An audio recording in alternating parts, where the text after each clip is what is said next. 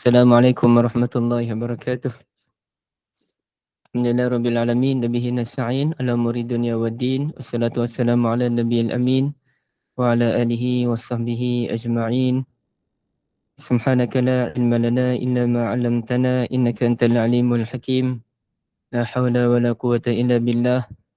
Allahumma ighfir lana warhamna wa tub 'alaina innaka antat tawwabul ghafur. Allahumma ighfir lana warhamna wa tub 'alaina innaka antat tawwabul ghafur. اللهم اغفر لنا وارحمنا وتب علينا إنك أنت التواب الغفور واعف عنا واغفر لنا وارحمنا أنت مولانا فانصرنا على القوم الكافرين اللهم إني ضعيف فقوني وإني ذليل فأعزني فإني فقير فأغنني برحمتك يا أرحم الراحمين أما بعد Bapa Sabariyah, Bonda Dozihan dan bonda-bonda yang dirahmati Allah. Alhamdulillah kita syukur pada Allah Azza wa Jalla. Bonda-bonda pun telah tamatkan bacaan Al-Quran di pagi hari ini, alhamdulillah. Dan saya pun dalam 4 minit tadi baru je menamatkan bacaan Suratul Kahfi sambil duduk hantar nak pergi sekolah sebagainya tu, alhamdulillah.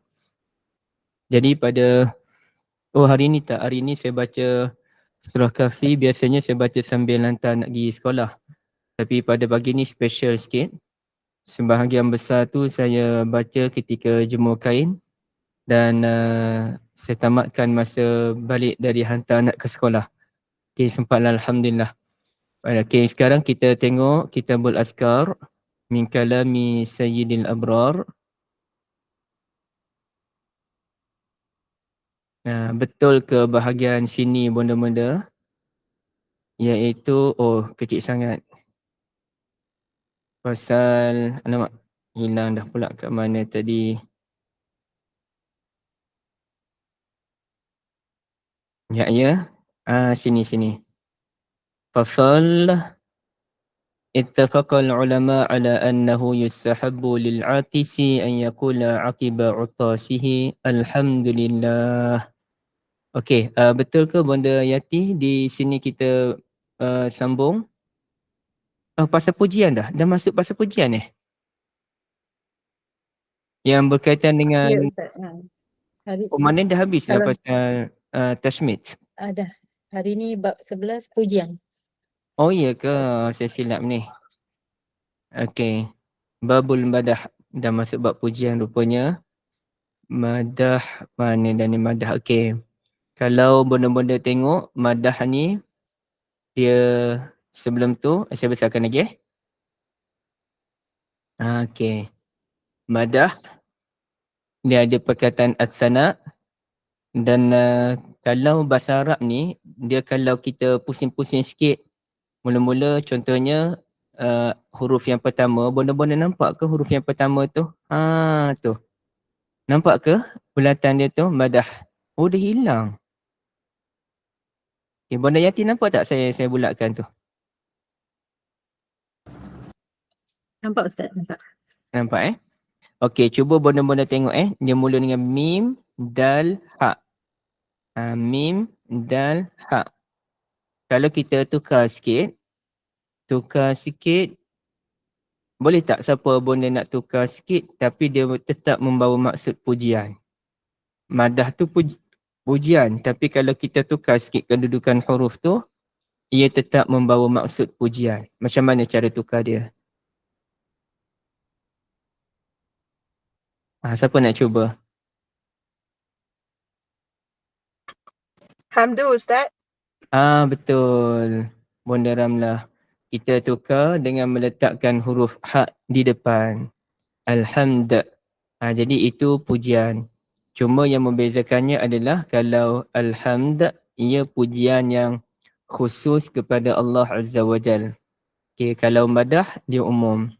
Kita memuji orang, kita memuji apa-apalah, dia umum. As-sana pun, dia as-sana, depan tu sikit as-sana, dia boleh untuk Allah dan dia boleh untuk manusia juga. Tapi kalau khusus untuk Allah, hamd, yang kita sebut alhamdulillah, alhamdulillahi ala kulli hal. Kalau kita dapat benda yang baik, biasanya Alhamdulillah ataupun Alhamdulillahillazi bi ni'matihi tatimmus salihat. Kalau ada benda yang tak elok, Alhamdulillahi ala kulli hal. Walaupun Alhamdulillahi ala kulli hal juga boleh digunakan dalam bab kebaikan. Tapi ada hadis yang menyatakan Nabi Muhammad sallallahu alaihi wasallam bila dapat kebaikan, Alhamdulillahillazi bi ni'matihi tatimmus salihat. Dan apabila Nabi ditimpa sedikit apa-apalah benda yang kurang baik, Nabi sebut Alhamdulillahi ala kulli hal. Jadi contohnya kalau kita demam, macam mana sihat tak sihat? Alhamdulillahi ala kulli hal, ada demam sikit. Okey. Kalau kita ada luka sikit, tengah-tengah buat kerja kat dapur terkena pisau, Alhamdulillahi ala kulli hal. Ini semua adalah kehendak Allah Azza wa Jalla. Okey, jadi dalam bab memuji ni, yang kita nak bincangkan adalah bukan memuji Allah Azza wa Jalla ni, bukan. Tetapi ia cerita tentang memuji orang lain. Memuji orang, memuji suami, memuji isteri, memuji anak-anak, memuji kawan-kawan. Boleh tak boleh kita memuji orang ni? Inilah yang dia punya mukadimahnya cerita. Kelihatan adanya hadis-hadis Nabi SAW yang memuji orang. Kelihatan pula hadis yang lain melarang kita memuji orang.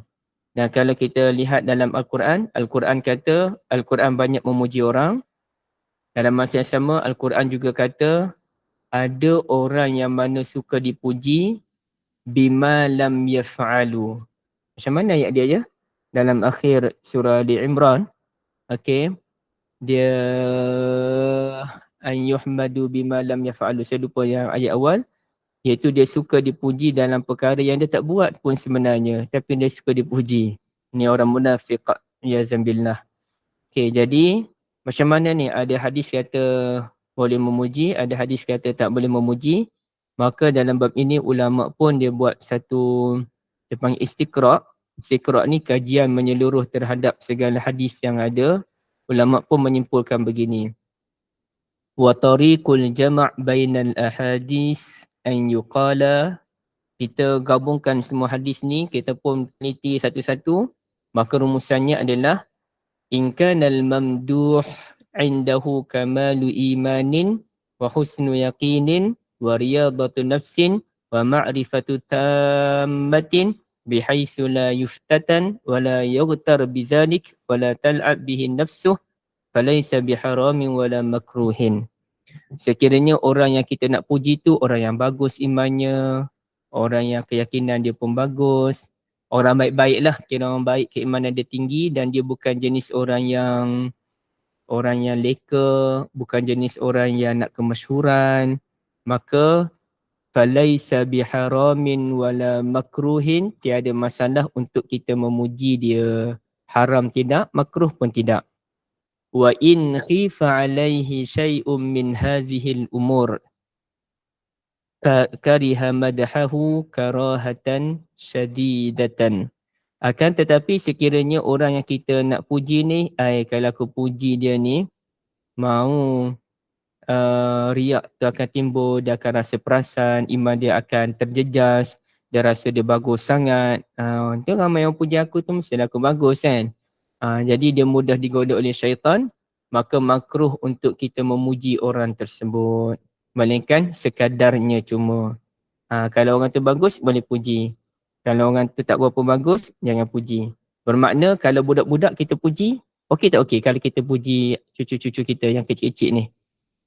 Okey lah, sebab dia tak ada isu keimanan pun. Budak-budak ni kita puji dia makin semangat, dia makin bersungguh. Jadi sebab budak-budak tak ada isu yang melibatkan keimanan. Dia pun mula bangga, riak, takabur apa tak ada. Budak-budak. Maka boleh puji. Dan kalau orang lain kita puji sekadarnya cuma berdasarkan kerja dia buat, pun boleh juga. Sebagai contoh dulu saya pernahlah duduk dalam satu grup tu. Jadi dalam grup ni, grup-grup orang yang buat bisnes lah. Saya masuk sekejap je. Dan mereka telah buat satu polisi. Menarik polisi ni. Iaitu kalau ada kalangan kita yang berjaya, kita ucapkan tahniah, kita boleh ucapkan semangat, kata-kata yang bagus pada dia. Tapi kata-kata yang bagus tu Sekejap je, dia tak boleh lama. Saya tak ingat dah berapa dia punya kadar dia tu. Jadi dia sekejap je, dalam tempoh sejam macam tu je habis dah pujian. Terus masuk dalam bab kerja balik. Dia tak berlarutan. Dia tidak membenarkan kita ni sibuk memuji orang, kejayaan orang sebagainya dalam tempoh yang lama. Sekejap je, sekadar kita nak melahirkan perasaan gembira, berkongsi kebahagiaan dengan dia, tu je. Okey. Dan kalau kita tengok dalam hadis yang melarang, ada apa contoh hadis yang melarang? Famin ahadisil mana'. Antara hadis yang melarang adalah hadis yang ada dalam Sahih Muslim, riwayat Al-Miqdad, ni namanya Al-Miqdad bin Al-Aswad radhiyallahu an. Apa ceritanya? Anna rajulan ja'ala yamdahu Uthman radhiyallahu an. Ada seorang lelaki itu dia memuji-muji Uthman radhiyallahu an. فعمد المقداد فجسى على ركبتيه فجعل يحسو في وجهه الحسباء. Miqdad pun dia geram, dia ambil tanah, dia campak ke muka kawan tadi. Tapi Bonda Yati, saya ada sedikit kekeliruan tentang terjemahan tu. Boleh Bonda baca tak terjemahan dia? Yang saya keliru, ada seorang lelaki memuji Uthman radhiyallahu an. Kemudiannya macam mana Bonda?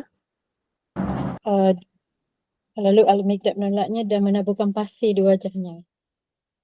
Okey, semula-semula. Lalu terjemahan hadis ke ataupun yang terjemahan hadis. Kalau terjemahan hadis ni dia kata apabila kalian melihat orang-orang yang memuji maka taburkan pasir. Ya, semula tu tadi Bonda. Seorang lelaki memuji Uthman bin Affan, kemudiannya saya ada keliru sikit. Bahawa seseorang memuji Uthman, lalu Al-Miqdad menolaknya dan menaburkan pasir di wajahnya. Uthman berkata, apa yang kamu lakukan? Dia menjawab, sesungguhnya Rasulullah sallallahu alaihi wasallam bersabda. Okey, boleh Bonda. Terima kasih banyak Bonda. Miqdad saya keliru pasal menolak tadi. Miqdad radhiyallahu an tolak dia dan tabur pasir ke muka dia. Lalu faqala lahu Uthman. Uthman pun tanyalah Miqdad, "Ma sya'nuk? Kenapa awak buat demikian?" Kata Miqdad, "Inna Rasulullah sallallahu alaihi wasallam qala, idza ra'aitumul maddahin fahsu fi wujuhihimut turab." Apabila kamu melihat ada orang yang jenis memuji-muji ni, kamu campak pasir ke mukanya. Jadi di sini benda-benda sekalian, memuji dalam ni al-maddahin.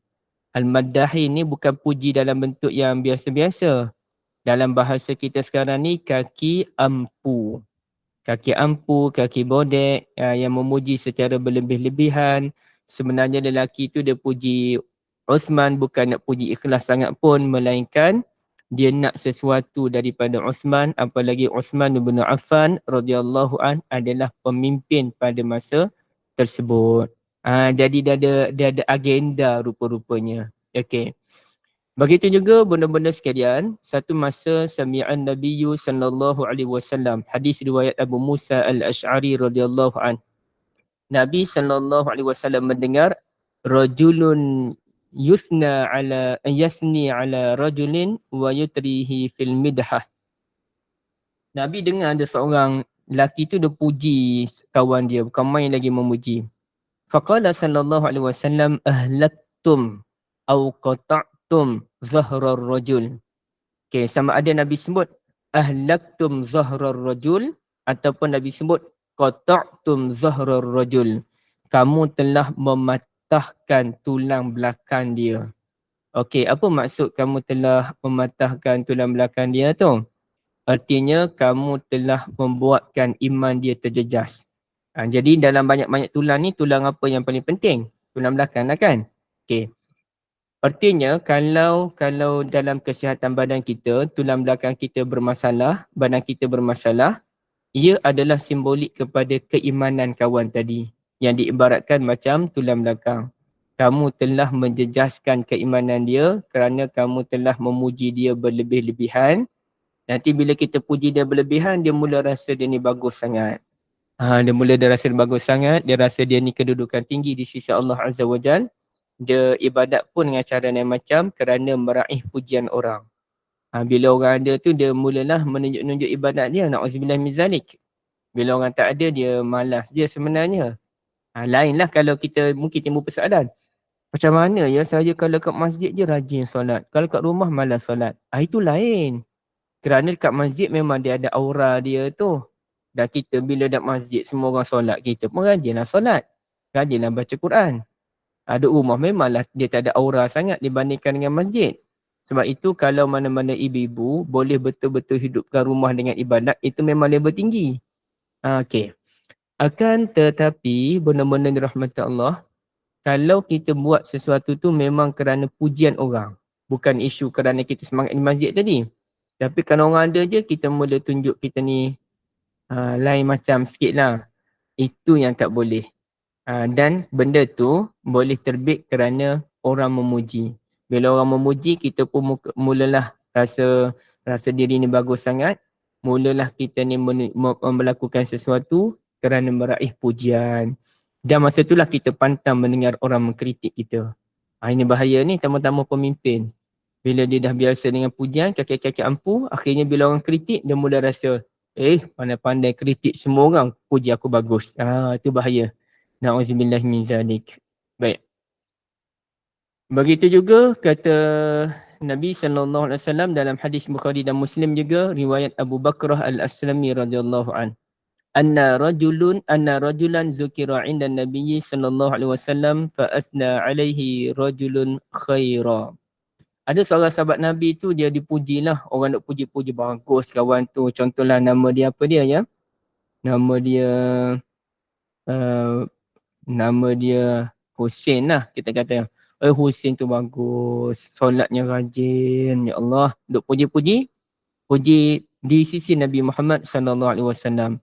Maka kata Nabi, waihak qata'ta unuqa sahibik. Okey, sahibak ke sahibik? Unuqa sahibik. Yaqulu miraran. Celaka kamu telah mematahkan tengkuk saudaramu. Dia sebenarnya perkataan waihak ni kurang sesuai nak diterjemahkan ke dalam celaka ataupun sial dalam bahasa kita, tak sesuai. Kerana mustahil Nabi Muhammad sallallahu alaihi wasallam bercakap benda yang tak elok. Celaka kan. Jadi tapi dia panggil apa? Ini adalah bahasa Arab.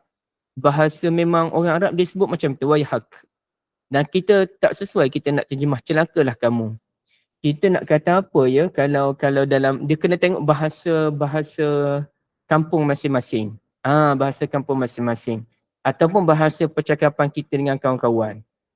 Contohnya orang Melaka dia sebut lahabau. Jadi lahabau tu bukan dia cakap benda tak elok pun. Tapi kalau ada orang Melaka di sini, saya minta maaf ya, saya tak pandai sangat.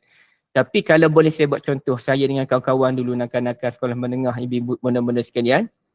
Adalah beberapa perkataan yang kita guna, tapi perkataan tu bukan menggambarkan tak elok. Contohlah, ini contoh kesangan kawan dulu lah. Kita kadang-kadang kita nak kata pada kawan kita tu, kita ada istilah kambing. Kambing lah kamu ni. Ya, orang Kelantan tersebutlah kambing lah kamu. Dia sebut, kambing bertemu ni, dia kata. Kambing lah. Kambing tu jadi perkataan kami pula untuk menggambarkan sesuatu. Kita nak express sesuatu benda. Ataupun orang Kelantan dia sebut natal. Natal ni bos apa? Saya tak biasa, jujurnya saya tak biasa sebut perkataan natal. Tapi kawan-kawan saya dulu dengan kawan-kawan baik dia memang dia macam tu. Natal ni gila betul. Okay. Natal ni gila betul, dia bukan boleh diterjemahkan sebagai binatang ini adalah binatang yang gila. Tak, dia tak boleh macam tu. Kerana ia adalah perkataan yang tidak boleh diterjemahkan ke dalam bahasa yang lain. Natal ni tak boleh diterjemahkan kepada this animal. Tak boleh. Kerana ia bukan itu kehendak sebenarnya. Sama juga waihak. Waihak, walaupun bolehlah kita nak terjemah dalam bahasa Melayu celaka, tapi dia bukan terjemahan yang tepat. Jadi sukar untuk kita terjemahkan perkataan waihak ini. Macam dia ada lagi lah perkataan. Contohnya taribat, bukan apa dah. Saya lupa dah perkataan. Semoga ibumu kehilanganmu. Tu dia ayat dia.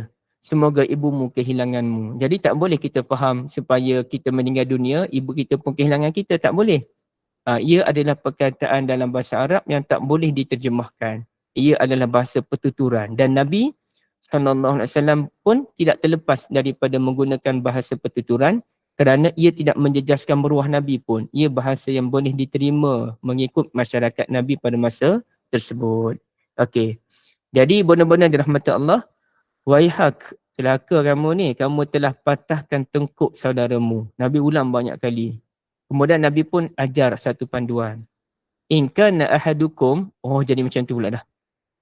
In kana ahadukum madihan akhahu, kalaulah kamu nak puji sangatlah saudara kamu tu, la mahalah.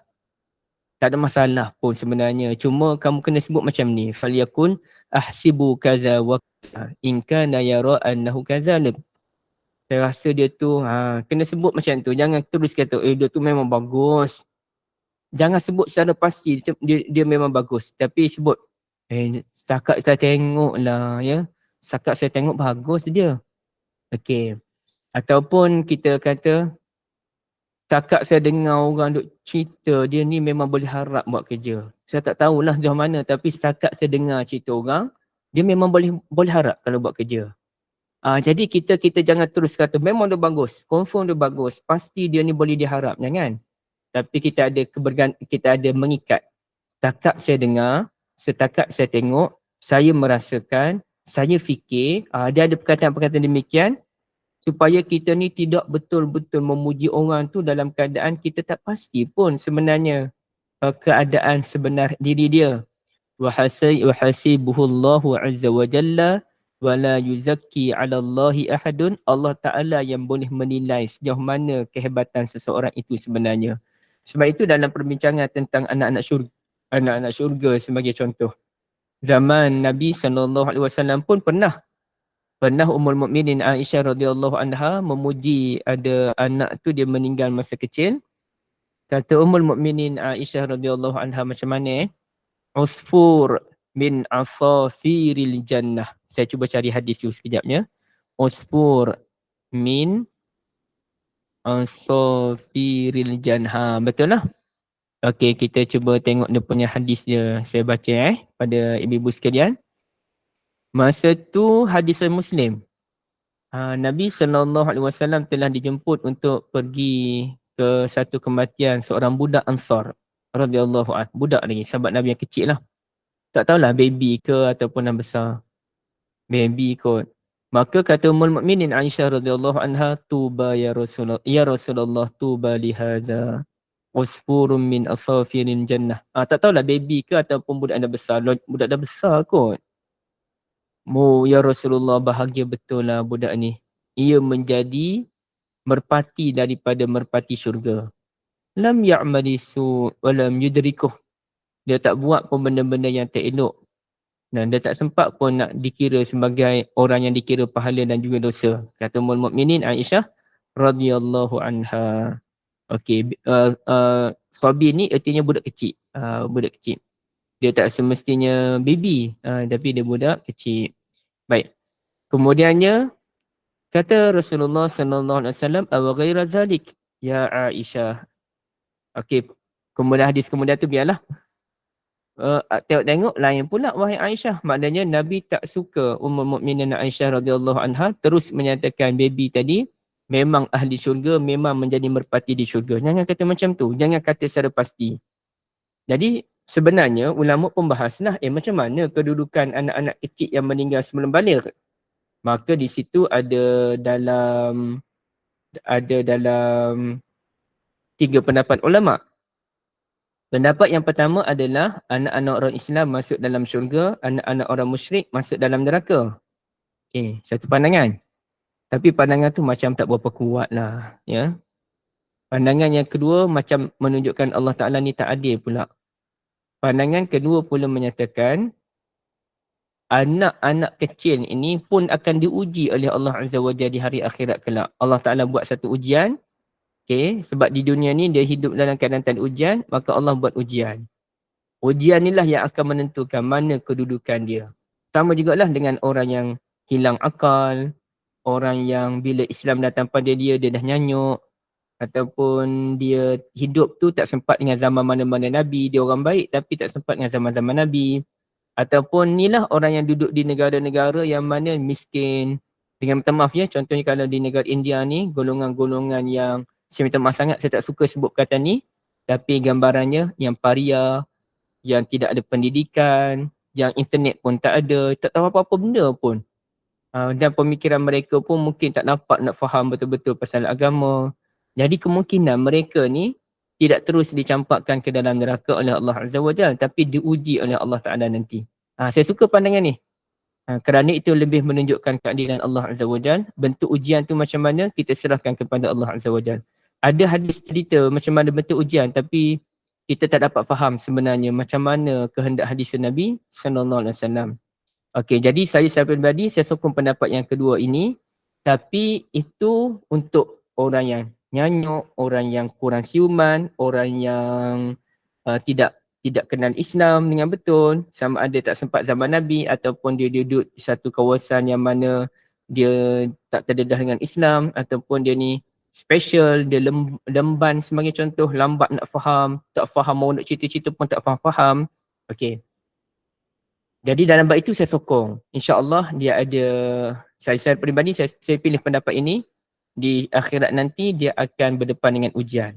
Tapi khusus untuk anak-anak yang meninggal sebelum baligh, sama ada Muslim ataupun kafir secara umum. Ini secara umum, saya punya pandangan mereka akan masuk terus ke dalam syurga Allah Azza wa Jalla sebagai rahmat daripada Allah Azza wa Jalla, dan ia sesuai dengan hadis Nabi sallallahu alaihi wasallam yang menyatakan mana-mana anak yang meninggal sebelum baligh, mereka akan dikumpulkan bersama dengan Nabi Ibrahim alaihissalam, dan ada riwayat lain menyatakan dijaga oleh Nabi Ibrahim dan juga Sarah alaihissalam.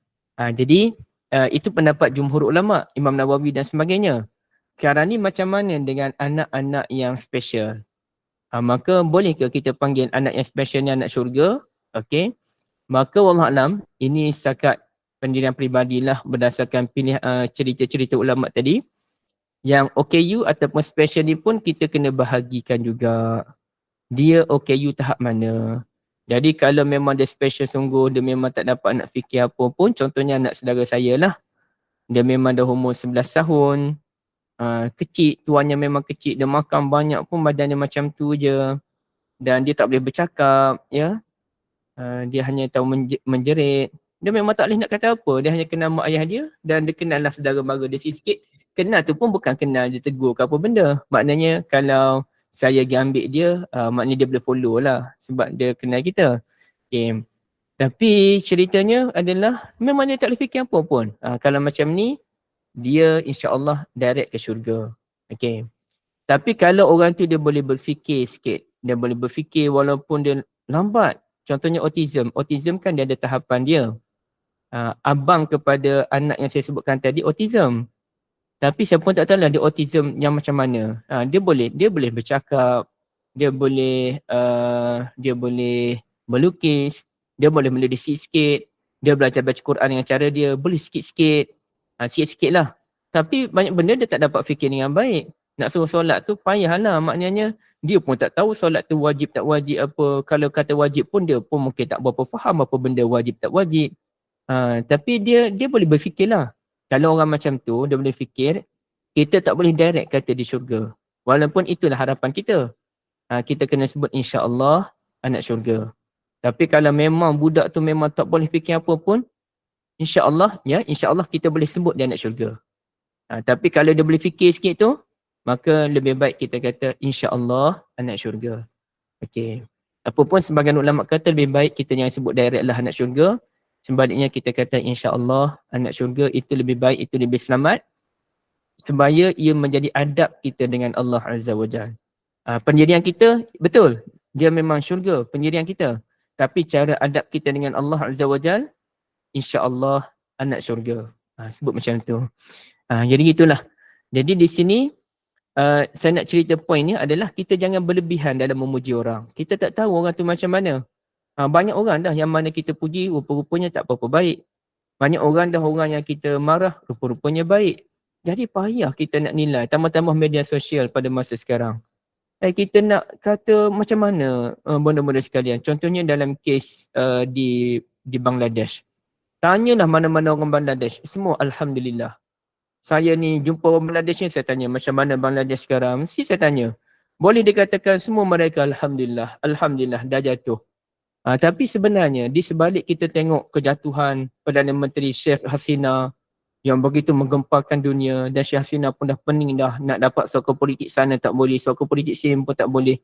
Usaha terbaru dia nak dapatkan suaka politik di India. Cuma nasib baik sebelum dia keluar tu dia sempat bebaskan bekas Perdana Menteri yang dia penjarakan. Pemenang macam-macam isu ni sampaikan kita pun, dari satu sudut saya suka. Satu sudut jatuhnya seorang pemimpin kuku besi jatuh. Seorang pemimpin yang tak pernah dijatuhkan kerana penipuan demi penipuan yang dilakukan dalam pilihan raya sebagai contoh, jatuh kali ni. Okey, saya suka. Dan yang menjatuhkannya adalah student universiti. Umur baru yang ketua tu umur dalam 25-26 baru dia ketua. Dan mereka pun mendesak agar seorang pejuang yang menang anugerah Nobel iaitu Muhammad Yunus dilantik menjadi penasihat utama kerajaan Bangladesh. Tapi realitinya dalam keadaan saya gembira, saya kena sedar satu perkara bahawasanya dah ada beberapa negara yang ditumbangkan dengan gerakan rakyat. Akhirnya kuasa tentera yang mengambil alih sebagaimana Mesir, akhirnya jadi makin teruk dengan kuasa tentera ni. Dan ni saya pun kena angkat break dulu. Dalam keadaan saya gembira dengan keadaan demikian, tapi saya pun kena fikir bagus ke sebenarnya menjatuhkan kerajaan dengan cara demikian. Walaupun kita tahu sebenarnya mereka hanya buat perhimpunan aman pada awalnya, tapi kerajaan yang bertindak kasar sampai berlakunya kematian. Sekarang ni dah dalam 400 orang dah meninggal dunia kan. Okey, tapi sebenarnya kita kena fikir juga, bagus ke tindakan demikian untuk masa depan? Adakah ia akan digantikan dengan pemimpin yang lebih baik ataupun kucak-kacir negara tersebut? Jadi kita pun tak berani nak kata. Akhirnya, kita yang tak faham isu ni, kita yang bukan orang Bangladesh, kita yang tak pernah duduk di Bangladesh, kita yang tak tahu apa keadaan masa sekarang, lebih baik zip mulut, diam. Wallahualam, saya tak tahu.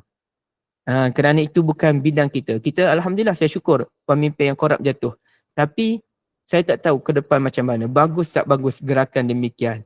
Tapi kalau nak buat di Malaysia, memang saya takkan setuju habis-habisan kerana memang tak sesuai langsung untuk buat di Malaysia. Apalagi pemimpin di Malaysia tidaklah zalim sebagaimana yang di Bangladesh tu. Okey. Jadi artinya apa yang saya nak sampaikan kepada benda-benda sekalian, sesuatu benda yang indah kita lihat tak semestinya indah. Sesuatu benda yang tak elok tak semestinya tak elok. Kita nak kena nilai dulu apa benda sebenarnya, kenapa macam tu. Tak boleh kita mudah-mudah kita nak hukum orang tu, hukum orang ni, kita pun orang ni bagus kita pun puji padahal kita tak tahu betul ke dia orang bagus.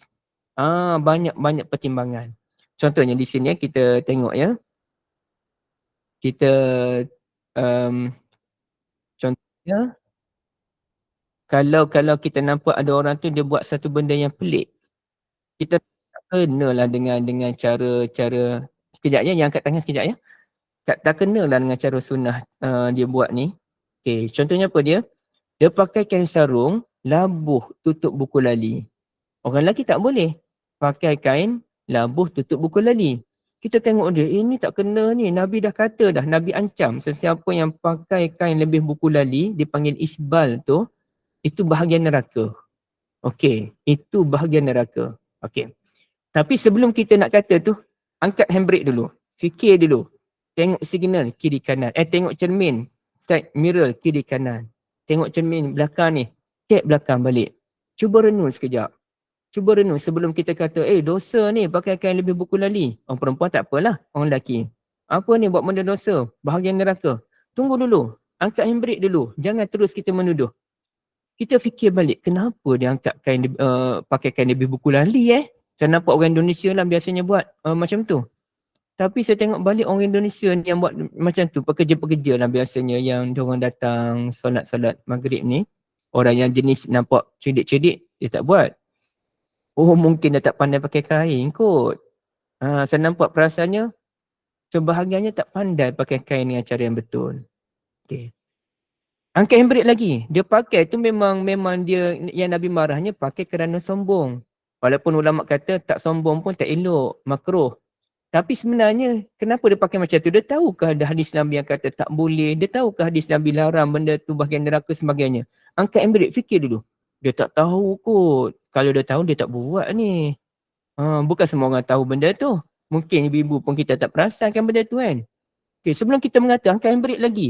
Boleh jadi kaki dia tu bila dia kerja berat, kaki dia adalah kudis di mana-mana, dia segan dengan kudis dia tu, maka dia pun pakai kain lebih berkulali untuk menutup bahagian kaki. Ataupun orang eczema, macam saya ni ada eczema, kadang-kadang kaki saya problem, saya biarkan kain tu bawah sikit. Bukanlah meleret, bawah sikit. Segan juga kita kan, sebab kita pernah terkena eczema tu. Oh macam tu rupa-rupanya. Ada lagi pertimbangan-pertimbangan yang perlu kita fikirkan sebelum kita membuat keputusan menghukum orang tu, menghukum orang ni. Ataupun kita tengok ada orang tu dia solat cara pelik. Saya ingat dulu masa tahun 2007, 2008 lebih kurang, saya belajar di UM, balik pergi ke Kelantan kerana ada program. Saya singgah di Gua Musang, di stesen minyak Shell rasanya di bandar Gua Musang tu.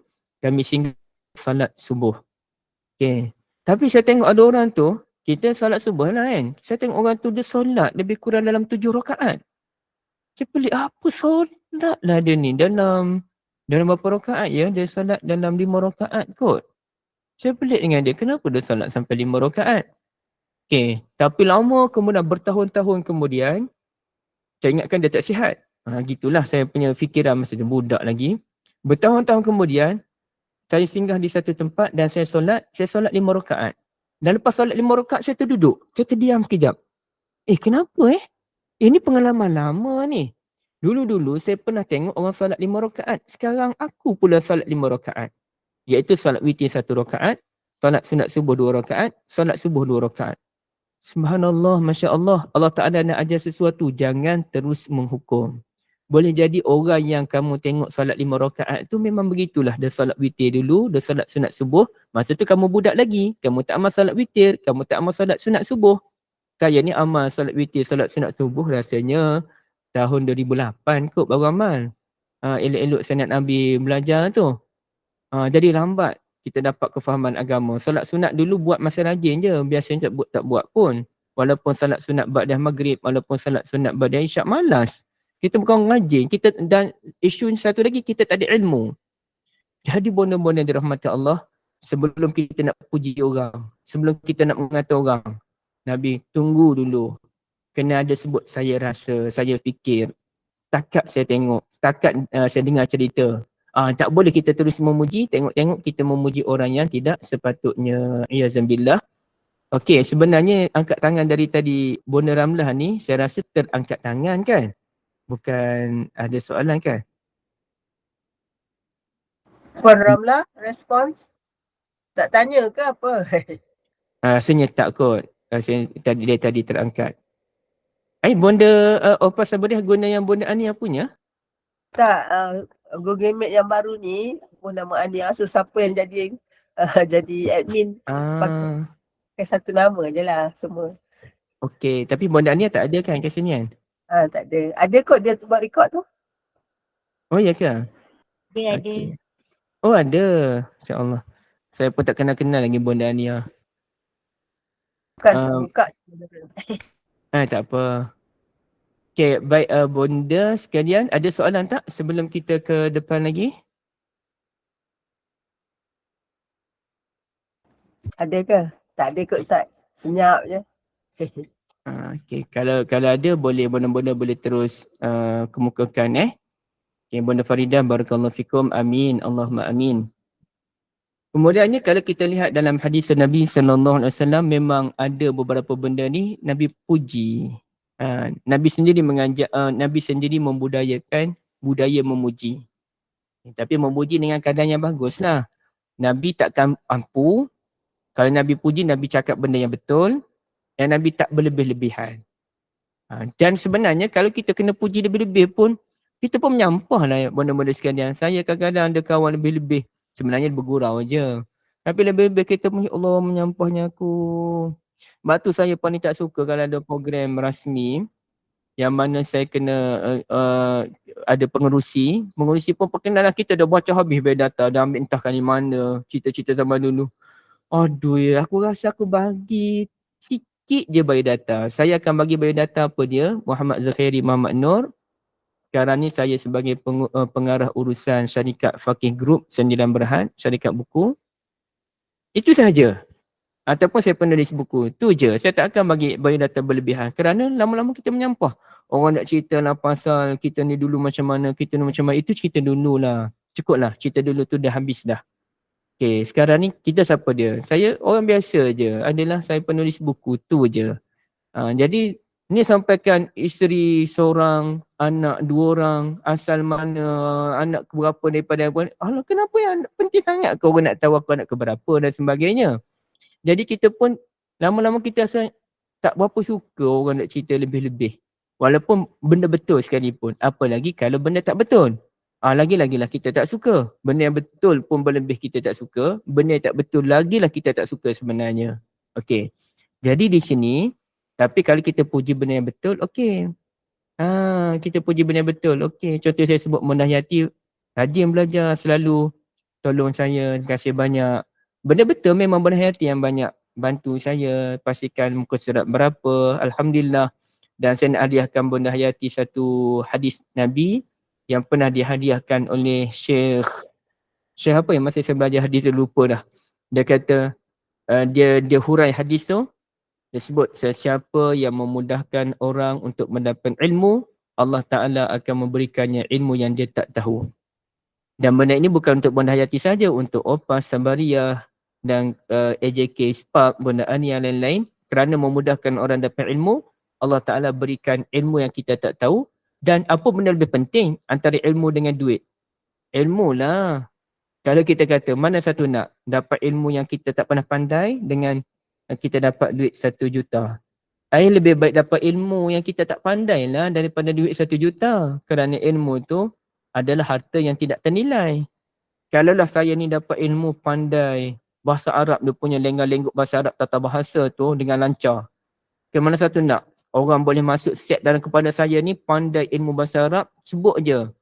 Apa-apa, fi'il, mujarrad, sulasi, apa benda, semua saya pandai, boleh hurai. Satu lagi, ataupun saya dapat duit 10 juta, banglo 3 tingkat, kereta 4-5 buah. Duit pun 10 juta tadi kan. Saya rasa lebih baik aku pandai bahasa Arab lah. Yang saya boleh tahu semua, saya nak bela itu harta yang tak boleh dinilai. Lagipun dapat 10 juta, saya nak buat apa benda-benda sekalian, terlalu banyak tu. Memanglah saya nak duit tapi tak adalah sampai nak 10 juta. Bukanlah kita orang bercita-cita terlalu tinggi pun. Bukanlah kita rumah yang sebesar ini pun kita dah tak larat nak menyapu dah ni. Yang sebulan sekali saya menyapu ni pun habis-habisan dah nak menyapu ni. Nak ada maid. Saya paling tak suka ada maid kat rumah. Saya orang lelaki, maid orang perempuan saya tak suka. Payah kita hidup kita nanti. Jadi maknanya ilmu ni hebat sangat. Okey. Jadi di sini tengok macam mana Nabi memuji sahabat. Nabi kata, "Ya Abu Bakrin la tabki." Wahai Abu Bakar, janganlah kamu menangis. Inna amanna nasu alayya fi suhbatihi wa malihi Abu Bakar. Sesungguhnya orang yang paling baguslah dalam persahabatan, dalam bab memberi harta, menghulurkan harta, Abu Bakar. Walau kuntu muttakhizan min ummati khalilan latakhaztu Abu Bakrin khalilan. Kalaulah saya boleh ambil seorang manusia sebagai kekasih saya akan ambil Abu Bakar sebagai kekasih. Tetapi kekasih Nabi Muhammad sallallahu alaihi wasallam hanyalah Allah Azza wa Jalla. Orang tak boleh, ataupun isteri Nabi tu lainlah, dia kekasih dalam bentuk yang lain. Tapi nak katanya Nabi puji Abu Bakar, orang yang paling banyak tolong saya dalam bab ini Abu Bakar. Dan Nabi pun sebut dalam hadis yang lain, arju an takuna minhum. Abu Bakar tanya Nabi, Rasulullah, ada ke orang ni 88 pintu syurga panggil dia? Rasulullah kata, wa arju an takuna minhum. Saya berharap awaklah orang yang dipanggil melalui ke 88 pintu syurga. Dan memang betul pun beliau. Dan ada banyak lagi lah hadisan lain. Okey, ataupun Nabi cerita pasal Umar. Umar, saya pergi ke syurga. Nabi mimpi Nabi masuk syurga. Dan Nabi jumpa dengan satu istana. Istana tu bentuknya 4 segi tepat. Kita biasanya rumah kita panjang lebih daripada lebar kan, 20 darat 70 ke, 30 darat 80 ke, 35 darat 75 ke. Tapi istana ni, istana segi 4 tempat, menjulang ke langit, dibuat daripada emas dan ada bidadari yang sedang berwuduk dalam istana tersebut. Nabi pun tanya, liman haza? Ini istana untuk siapa ni? Nabi tanya malaikat. Umar, untuk Umar. Maka Nabi pun nak masuk, tapi bila Nabi masuk, nanti Umar cemburu pula. Maka Nabi cancel, tak jadi masuk. Lepas tu Nabi, bila Umar tahu Nabi tak jadi, Nabi cerita tu Nabi cancel. Nabi kata, fadzakartu ghairatak. Saya duk ingat nanti Umar cemburu pula. Sebab ada isterinya, bidadari ambil wuduk dalam syurga tu kan, dalam istana. Maka Umar kata, bi abi ummi ya Rasulullah, demi bapa dan ibuku hai Rasulullah, alaika aghar. Takkanlah saya nak cemburu dengan Rasulullah. Dah confirm lah Rasulullah masuk tu bukan Rasulullah nak mengintai bidadari pun. Rasulullah nak tengok keindahan syurga, istana syurga je. Tapi tak boleh. Nabi tak bagi masuk, Nabi tak nak masuk. Dan Umar, nanti Nabi puji direct Umar. Dan pernah satu masa Nabi Muhammad SAW sedang mengajar kuliah muslimat. Muslimat saja ni. Semua tengah Nabi mengajar tu ada sok-sek kat belakang. Duduk sembang-sembang kat belakang. Macam kita ni tak ada lah sebab kelas online kan. Okey. Jadi tiba-tiba Umar masuk, semua diam.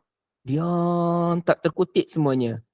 Maka Umar berkata, kenapa ni awak-awak semua ni? Masa Nabi duduk bercakap, bukan main lagi bising kat belakang. Masa aku masuk, diam. Mana hormat pada Nabi, itu dia punya point. Kata Nabi Muhammad SAW, ya Umar, ma laqika syaitan sadikan majalan illa wasalaka majalan ghaira fajjak. Wahai Umar, syaitan ni kalau jumpa kamu mana-mana lorong, dia akan cari lorong yang lain kerana takut pada kamu.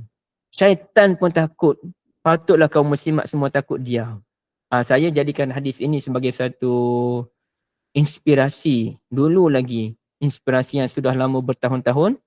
Kalau saya mengajar kelas muslimat secara fizikal, saya tak kisah pun kalau ibu-ibu duduk sembang kat belakang. Jujurnya saya tak kisah sangat pun berbanding orang lelaki. Tapi kalau ibu-ibu duduk sembang tu, selagi mana sembang tu bukan sembang yang dalam bentuk yang terlalu bising. Sampai kadang-kadang meningkah suara kita tu geram juga. Tapi dia sembang-sembang sosek-sosek sama dia tu, saya tak kisah sebab Nabi tengah bercakap pun dia sembang, apa lagilah Zuhairi yang bercakap. Lagi-lagilah wajar kalau ibu-ibu sembang. Jadi saya tak kisah benda tu.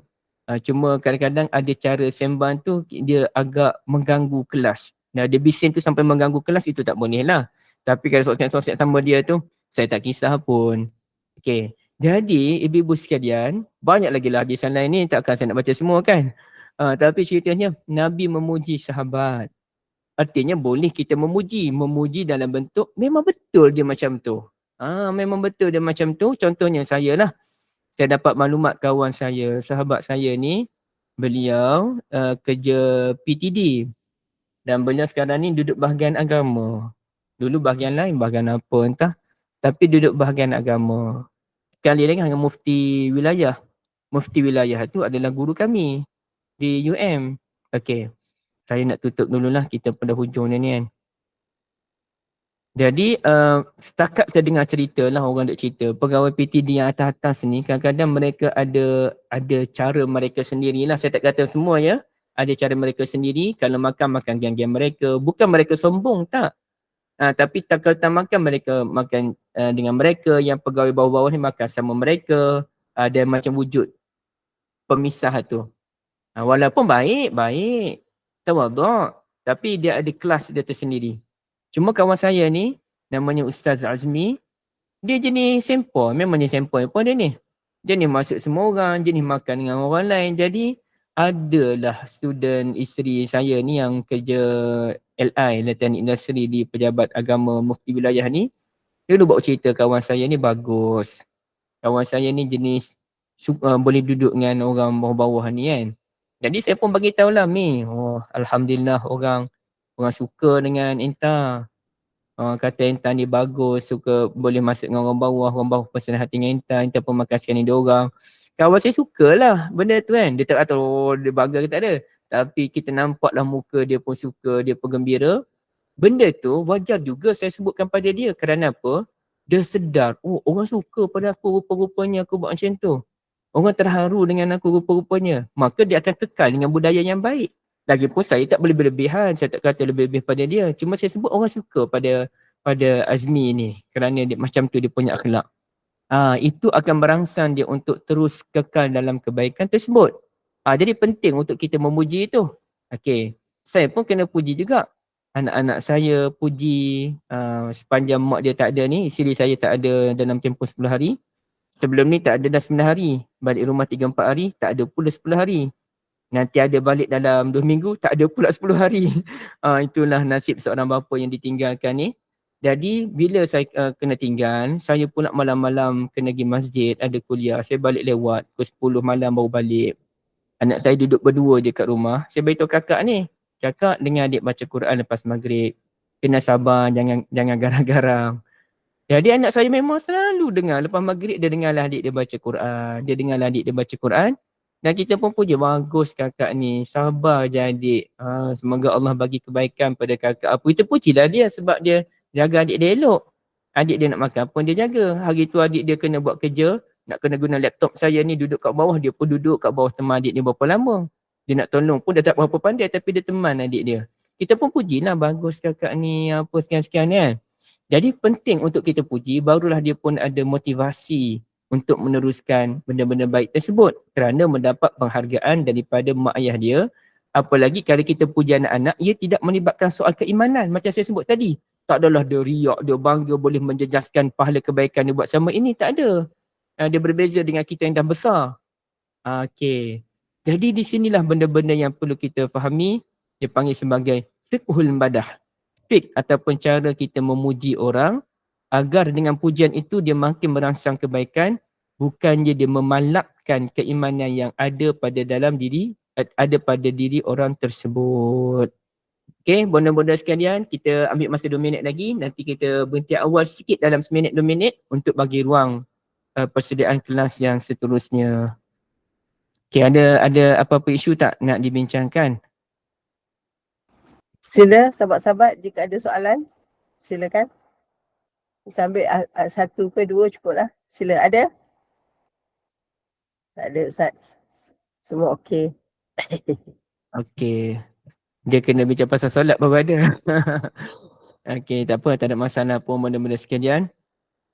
Opah, kalau macam tu, saya sebenarnya ready lagi untuk yang ke depan tapi nanti dia payah sikit nak berhenti. Tapi Sat, dia sebenarnya saya nak kena tengok yang hujung kata Al-Imam Al-Ghazali tu. Tapi rasanya apa yang Imam Ghazali sebut tu pun lebih kuranglah dengan apa yang kita dah bincangkan tadi.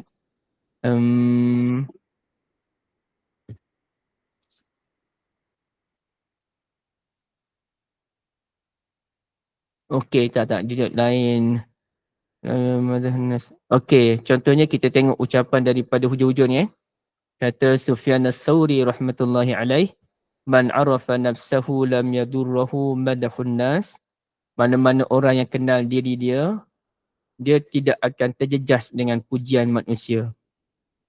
Kalau kita kenal diri kita dengan betul, kita pun takkanlah termakan dengan pujian. Sebab itu saya ingat Abu Bakar dia sebut, Allahumma ghafirli, Allahumma ja'alni khairan minal ladhina yazunnun, waghfirli ma la ya'lamun. Okey. Ya Allah, jadikanlah aku lebih baik daripada apa yang mereka sangka. Ampunkanlah aku terhadap dosa yang mereka tak tahu. Ya Allah, jadikanlah aku lebih baik daripada apa yang mereka sangkakan. Dan ampunkanlah dosaku yang aku buat yang mereka tak tahu. Saya kadang-kadang macam tu lah, benda-benda sekalian. Kadang-kadang orang duk puji-puji kita kan. Dalam hati, ya Allah, aku kenal lah diri aku. Aku tak bagus lah sebenarnya. Aku adalah dosa aku buat. Cuma dosa tu dosa yang tersembunyi je yang kita buat. Jadi bila kita kenal diri kita ni, kita takkan jadi perasan lah dengan pujian tu. Kita bukan bagus sangat, kita tahu. Orang nak kata, orang tengok secara luaran je. Maka kita doa pada Allah, ya Allah, jadikanlah aku lebih baik daripada apa yang mereka sangka. Mereka sangka aku ni orang baik. Jadikan aku lebih baik daripada itu. Mereka sangka aku ni orang rajin ibadat. Jadikan aku orang lebih rajin daripada apa yang mereka sangka. Padahal kita tahu kita ni bukan bagus sangat sebenarnya. Waghfirli ma la ya'lamun, dan ampunkan aku terhadap dosa yang aku buat. Mereka tak tahu pun aku buat dosa sebenarnya. Apa saya terus tutup. Subhanakallahumma bihamdik. Asyhadu an la ilaha illa anta astaghfiruka wa atubu ilaik. Saya sudah balik pada Opah. Alhamdulillah. Alhamdulillah, terima kasih Ustaz atas perkongsian pada pagi ini. Kupasan yang sangat bagus ya perempuan. Banyak benda yang kita belajar, cara puji memuji inilah. Alhamdulillah, terima kasih sekali kepada Ustaz yang sudi bersama-sama dengan SPAQ. Dan mudah-mudahan kita ada masa, ada ruang dan peluang yang diizinkan Allah untuk berjumpa lagi untuk meneruskan bacaan, menamatkan kitab Al-Azkar. Baik, tutup dah majlis. Terima kasih banyak-banyak dan sahabat-sahabat dikasihi sekalian. Mohon stay tune ya, kekal di link yang sama. Kita akan bersama dengan Al-Fadhil Ustaz Alwi selepas ini. Okey Ustaz, terima kasih banyak-banyak. Jumpa lagi insya-Allah. Okay. Assalamualaikum warahmatullahi Waalaikumsalam. Terima kasih Ustaz. Okey. Apa Baik. terima kasih. Waktu Terima kasih, sekarang pukul 9.05 Terima kasih, minit Pak. pagi. Assalamualaikum. Terima kasih. Nanti tinggal pasal kita nak belajar bab kepentingan ilmu akidah dan juga bahayanya murtad ya.